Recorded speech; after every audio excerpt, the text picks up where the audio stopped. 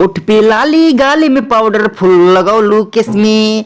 उठ पे लाली गाल में पाउडर फुल लगौलू किसमें। टप्पे लागेलू टप्पे लागेलू गोरी जलीदार ड्रेस में। टप्पे लागेलू गोरी जलीदार ड्रेस में।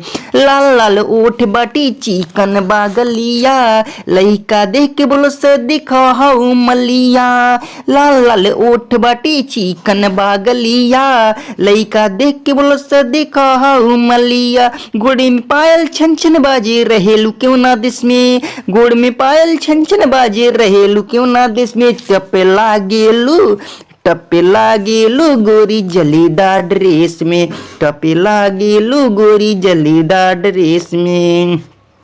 मुहवा से मीठा मीठा बात बतियावेलू घर से निकलू जब फैशन में पैर डालेलू। मुहवा से मीठा मीठा बात बतियावेलू घर से निकलू जब फैशन में पैर डालेलू। सैंडल पहनलू हाई हिल के रोज नया भेस में। सैंडल पहनलू हाई हिल के रोज नया भेस में। टप्पे लागेलू गोरी जलीदार ड्रेस में। टप्पे लागेलू गोरी जलीदार ड्रेस में।